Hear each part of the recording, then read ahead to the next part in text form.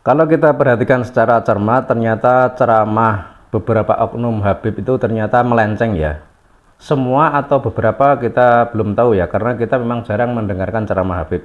Nah ini kebetulan saya menemukan salah satu di antara banyak Habib yang ceramahnya itu melenceng dan berisi kebohongan ya. Kita simak bersama videonya. Alhamdulillah, kita di Indonesia dibina oleh orang-orang Yaman.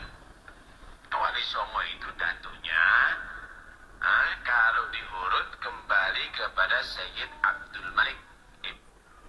Kurang jelas ya, kita ulangi bentar.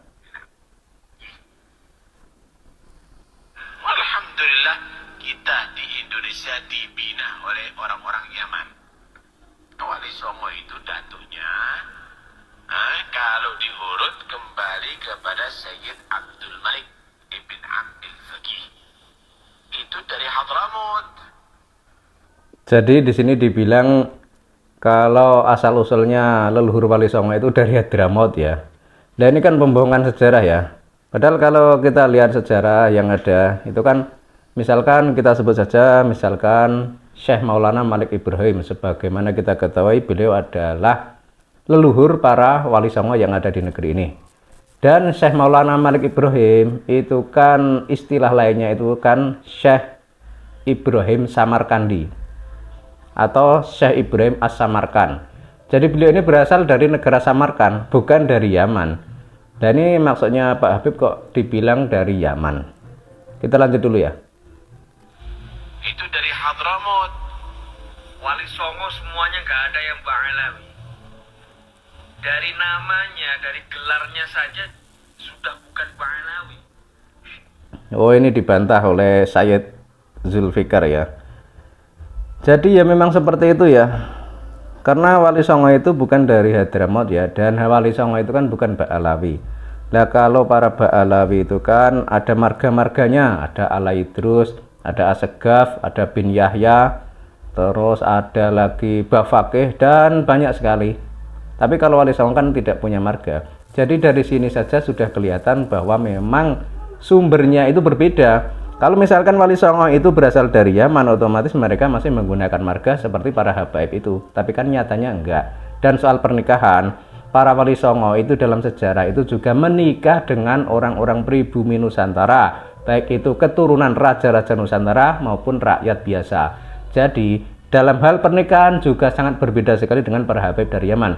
Dan kalau para habaib dari Yaman itu kan punya aturan tersendiri dalam hal pernikahan. Jadi kalau laki-laki itu boleh menikah dengan orang di luar habaib. Sementara kalau perempuan itu diharuskan menikah dengan kalangan habaib. Ini kan sudah berbeda. Ya mungkin maksud mereka itu untuk memurnikan nasab mereka. Kan seperti itu.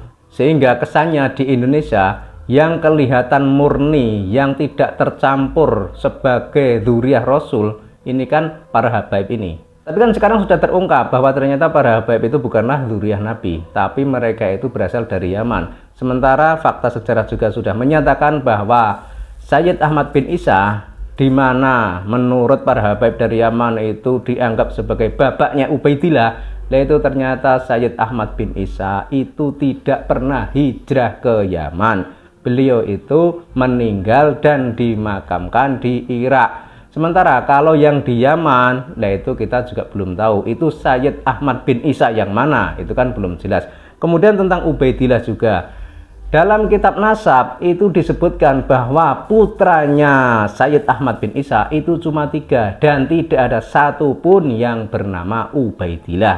Nah ini juga menjadi pertanyaan penting hingga sekarang juga belum terjawab. Namun karena sudah lama polemik nasab ini tidak ada putusan, artinya pihak habaib itu juga tidak bisa membantah kajian ilmiah Kiai Imaduddin Utsman Al-Bantani. Itu sudah menandakan bahwa memang para habaib itu bukanlah cucu Nabi, bukanlah dzurriyyah Nabi. Karena kalau misalkan mereka itu benar-benar dzurriyyah Nabi, harusnya bisa menghadirkan kitab atau dalil yang bisa membantah kajian ilmiah Kiai Imaduddin Utsman Al-Bantani. Tapi kan hingga sekarang tidak ada bantahan itu. Kemudian yang nomor 2, melalui kajian sejarah juga tidak terbukti. Dan selanjutnya adalah tentang tes DNA. Harusnya kalau para habaib itu memang dzurriyyah Nabi, harusnya mereka itu berani melakukan tes DNA. Tapi kan hingga saat ini tidak ada yang menyatakan melakukan tes DNA dan menyatakan hasil tes DNA-nya itu seperti apa. Kan tidak ada. Ya mungkin mereka, beberapa orang dari mereka sudah melakukan tes DNA, tapi karena hasilnya itu tidak sesuai dengan keinginan mereka, ya mungkin tidak mereka publikasikan. Kemudian kalau para wali songo dan keturunan wali songo itu sudah terverifikasi, baik berdasar kitab nasab, berdasar sejarah maupun tes DNA, bahwa para wali songo dan keturunan wali songo itu adalah dzurriyyah Kanjeng Nabi yang ada di negeri ini. Sehingga sekarang rakyat Indonesia itu harus paham, kalau selama ini mungkin merasa dibohongi, merasa tertipu karena doktrin yang menyatakan bahwa para habaib adalah dzurriyyah Nabi. Nah kalau sekarang sudah terbuka kebenaran seperti ini, harusnya seluruh rakyat Indonesia itu bisa menerima kenyataan ini apa adanya. Kita nyatakan bahwa habaib itu bukanlah dzurriyyah Nabi. Yang dzurriyyah Nabi itu adalah dzurriyyah Wali Songo. Kan seperti itu. Dan jalurnya juga berbeda. Kalau para habaib itu kan para Ba'alawi dari Yaman. Sementara kalau Wali Songo itu bukan berasal dari Yaman. Ada yang dari Samarkand, ada yang dari Maroko, dan lain sebagainya. Kemudian soal peran penting mereka di dalam memperjuangkan negara kita waktu dijajah oleh Inggris maupun oleh Belanda. Itu kan terlihat sekali ya, bahwa para keturunan Wali Songo itu berada di garda terdepan membela orang pribumi, mengusir penjajahan di atas bumi pertiwi ini. Sementara kalau para imigran dari Yaman, sebut saja misalnya Habib Utsman bin Yahya, dia diangkat menjadi mufti Batavia atau mufti Betawi. Jadi dia itu bekerja untuk Belanda, membantu Belanda, membela Belanda, mengeluarkan fatwa-fatwa yang bertentangan dengan apa yang selama ini disuarakan oleh para ulama dan kiai pribumi Nusantara yang masih keturunan Wali Songo.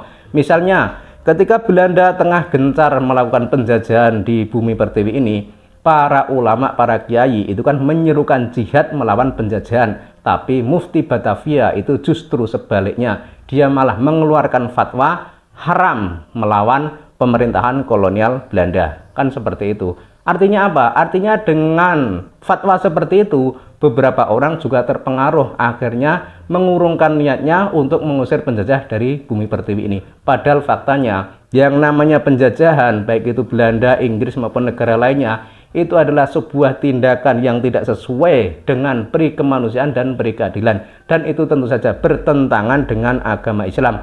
Artinya apa yang difatwakan oleh para ulama, para kiai keturunan Wali Songo kala itu, bahwa jihad fisabilillah itu adalah jihad melawan penjajah, itu adalah benar adanya. Tapi kenapa kok mufti Batavia justru malah sebaliknya? Dan kembali ke video awal tadi, perlu digarisbawahi ya, bahwa para Wali Songo itu bukan berasal dari Yaman. Kalau yang berasal dari Yaman itu para habaib itu